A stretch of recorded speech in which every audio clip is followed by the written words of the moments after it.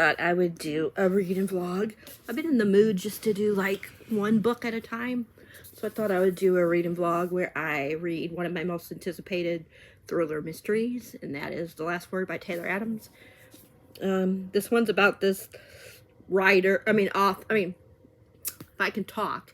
This one is about a reader who writes a review to this author because she doesn't like the book, and he starts stalking her.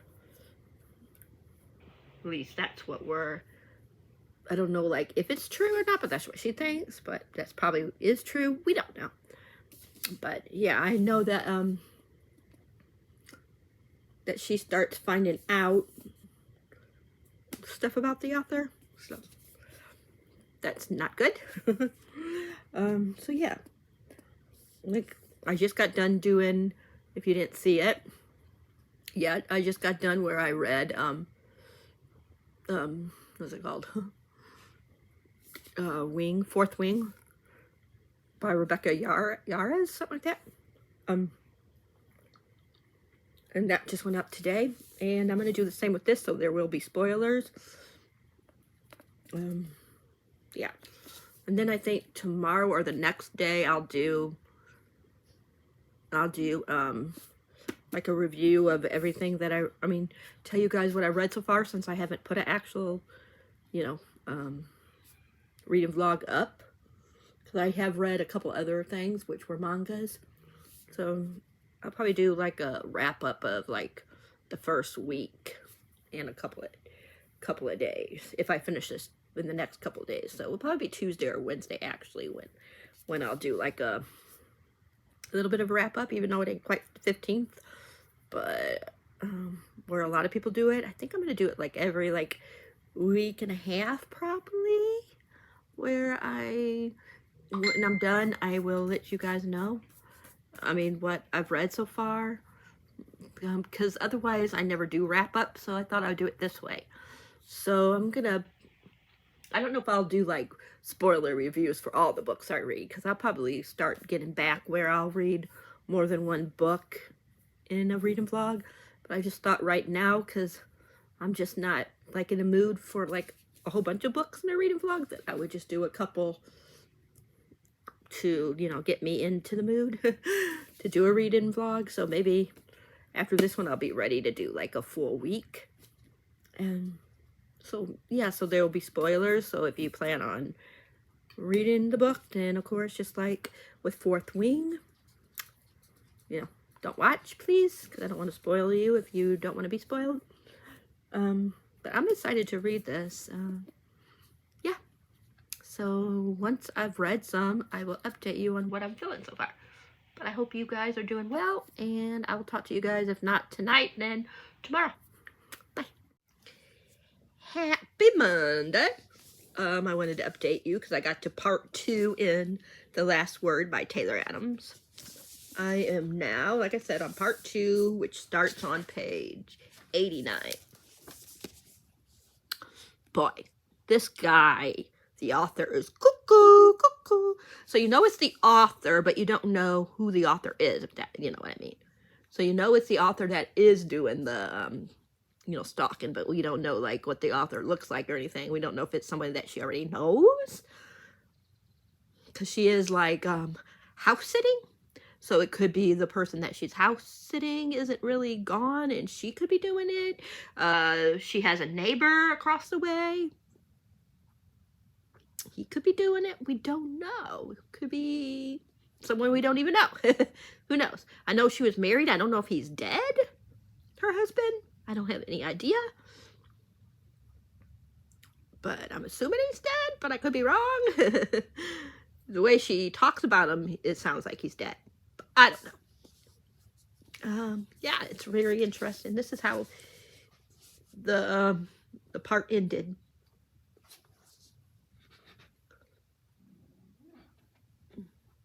Let me see. He says, you thought the characters in Murder Mountains were stupid? Well, lucky you. The internet is full of unproven opinions. But tonight, you get to prove yourself. Let's see if you can do better. Her spine chills. A slow climb, one verbata, how do you say it, at a time. On the other side of the door, a long breath. For what it's worth, I think you'll like this one better. What? My next one, he said, tonight. Wind howls over the waves outside. The downpour changes pitch, whips sideways, and tips the house sea-facing windows. It's all about you, he adds. A new gritty sound makes her stomach turn. At first, it's subtle, how do you say that word? Like a dentist's pick scraping gently. Then it digs in hard, rising to a nerve-shredding peak, alarmingly close. Just outside the door, something plastic snaps free. Jules' doorbell camera, she realizes. Jules is the one that she's house sitting for. He pried it open. Emma, his voice curdles with venom. Welcome to Murder Beach. So, yeah.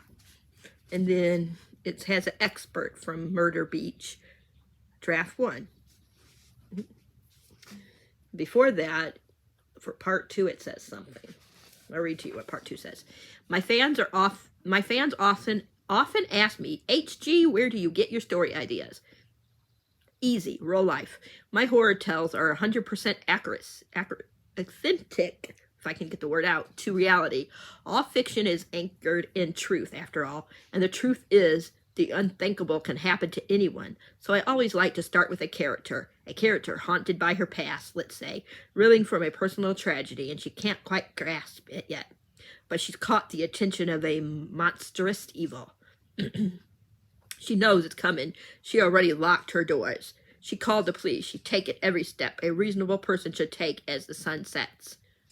But the night's long and dark, full of terrors. And away we go. H.G. Kane. Where do his spine-tingling tales come from? 2017. HGKaneofficial.com. I'll read to you the first part right here, and then I'm going to end the clip. So it says, expert from Murder Beach, draft 1. He came to Strand Beach, with a singular mission, to murder Emma Carpenter. He drove a gray Honda CR/V and ate 6 Wendy's Junior Bacon Burgers from the drive-through value menu. He listened to a Spotify playlist of Ed Sheeran, Death Cab for Cutie, and Coldplay while driving exactly the speed limit with his fedora on the dashboard, hooked atop a plastic hat rack he purchased for $9.99 on Amazon. His drive has been long and exhausting. The final hour, a tedious meandering around tidal bays and brackish mudflats. Finally, the titular, how do we say it, island ghost into view through a blank of drizzling fog. At the end of a single-lane bridge, a grand concrete arch beckons. Welcome to Strand Beach. Hopefully, they'll get the E replaced because the E's missing. It's W, then blank E. W blank LCOME. So, then a little bit more, but I don't want to stop there. I want to stop at a paragraph. So, yeah. So, that is what we're doing. Okay. I will be back later. I'm going to be getting some stuff in the mail, so when it gets here, I will show you what I got, and I'll give you another update on the book. So I'll be back later, but so far, it feels like a 4-star, so, which is good. 4-star is good, but it might get better, it might get worse, we'll see. But yeah, I'll be back later. Hi, everybody, I'm back. I got my cute little tea thing from Unplug, and I got some books, but first, I'm going to update you on the last word. I am now on page 180. Boy, oh boy, is this book. Somebody died. It wasn't, a main character. We know the name of the guy that's doing it, but it's very strange because he was saying something like, I don't want to kill you, that they want me to kill, or something about, that they want me to kill you or something. I don't know the exact words, but they make it sound like someone else is out that wants her dead. I don't know. And anyways, there is like I said, stuff for animal. Like the animal was poisoned, not dead at least yet. The animal hasn't died, but there is like there was that, and she had to put like something into the dog's mouth to try to get the dog to get sick. To what you call up the poison. Yeah. So, but yeah, it's definitely intriguing. So we find out that this guy was stalking the neighbor at one time. So yeah, at one time he was stalking the neighbor. What did I say? His name was Deke. Yeah. So that's what we know so far. But I'm on to page 180, so it's really good. I'm curious how it's going to end. Right now it feels like a 4-star. But I wanted to show you my stuff. Sorry it's loud. Hannah and them are gibberish talking, so my thing's open.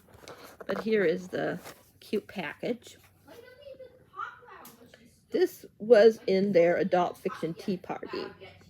And it's Dracula, like I was saying. And then I'll show you the books I got.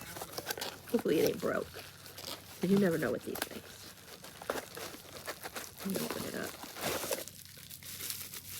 So here's the plate. Oh, the plate looks fine. Now we gotta look at the cup. So that's the plate. Isn't it cute, the saucer? You got 2 of those? I got one for Hannah. She already has it up over there by her. Sorry, you guys. Robert was asking me that. So, this is what it looks like. Let me get it a little bit closer. I have the bottom one. Mm-hmm. I have so many tea things. Look at that, isn't it pretty? So that's the tea. And then I got some books.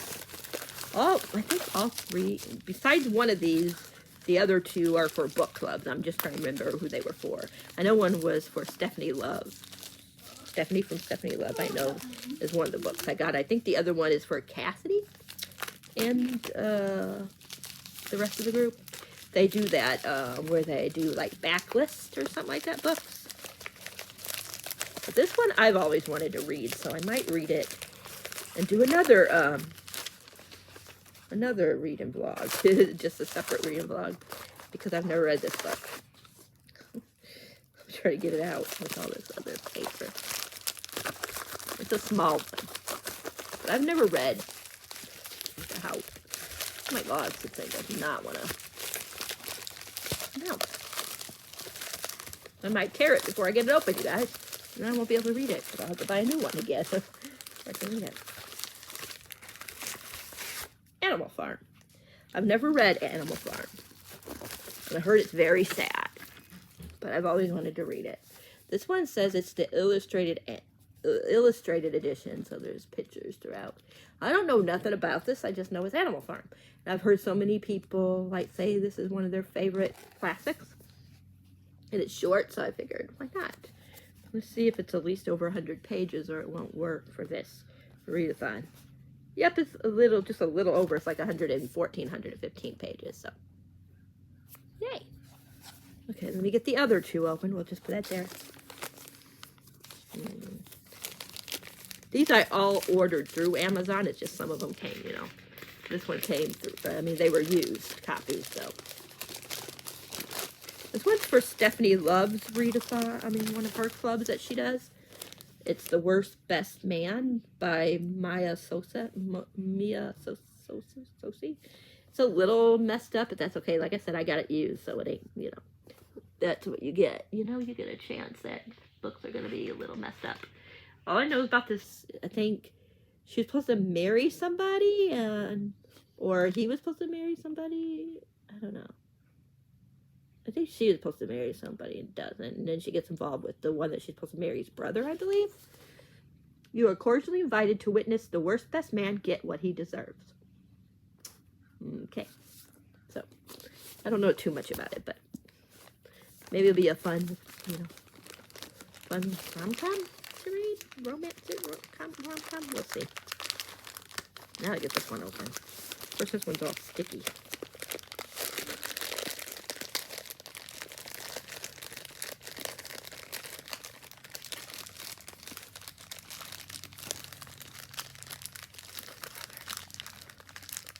But this one, yeah, is for the Ketchup Book Club or something. I think it's what it's called.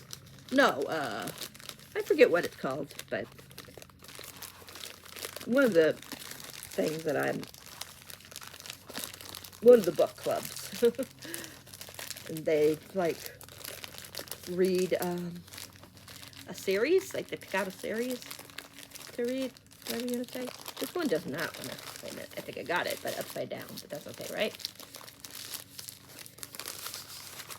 Red Sister by Mark Lawrence. All I know is this is their killer,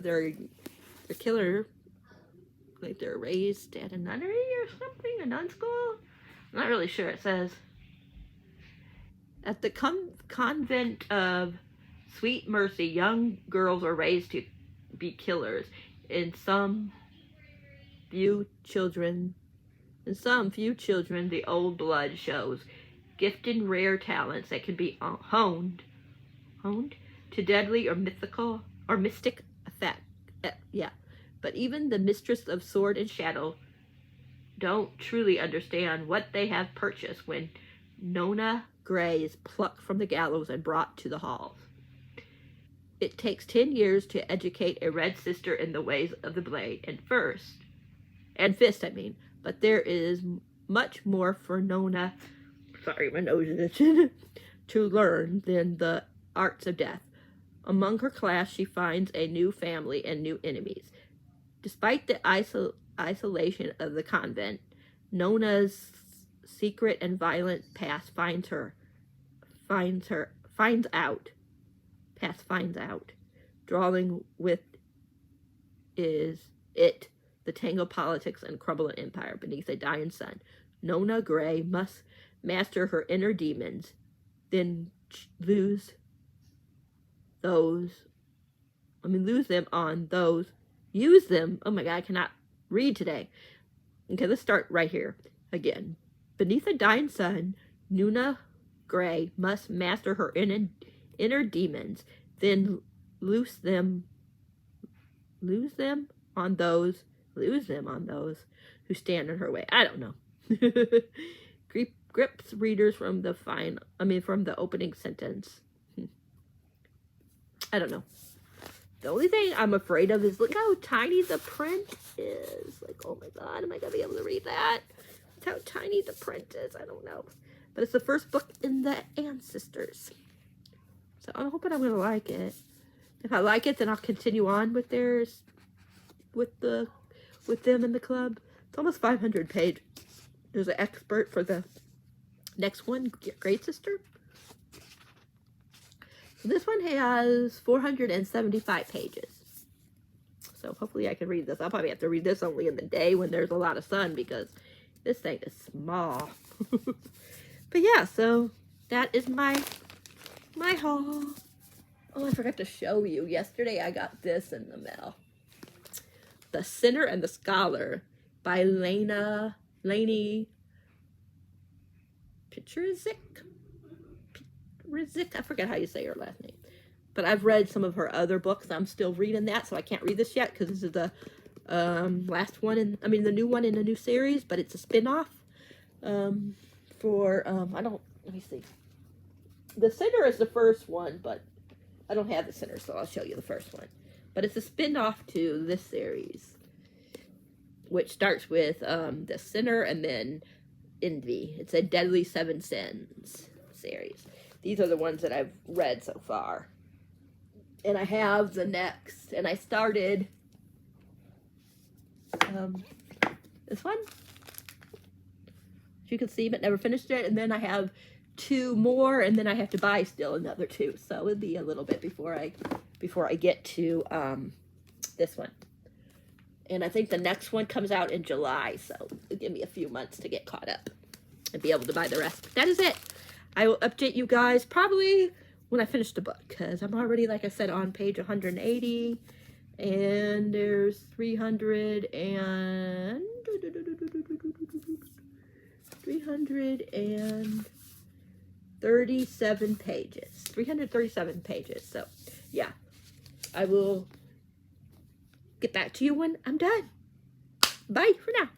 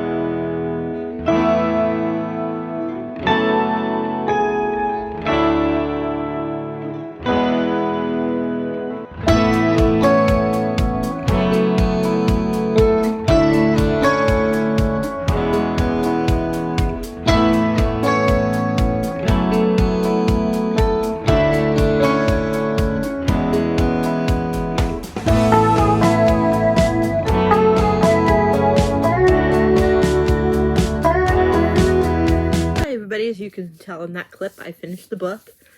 I don't know. Like, it's not a 3, definitely not. I'm torn between a 4 or a 5.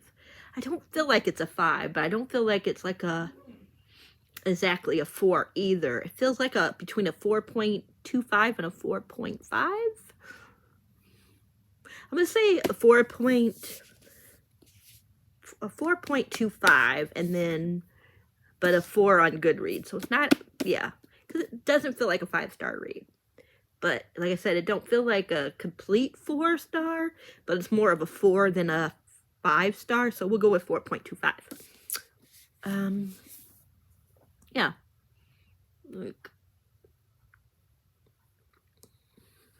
Yeah, I think you could probably figure out. I'm not going to tell you who did it or who the name of the killer is. Yeah. But I was thinking it was this person, but then at the same time I was like, but why? Why would this person do this? And yeah, so I really liked it. It wasn't scary though.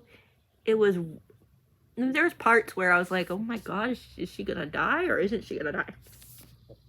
And stuff along that line. But it wasn't like people being like stabbed to death and stuff like that. You know what I mean? Like in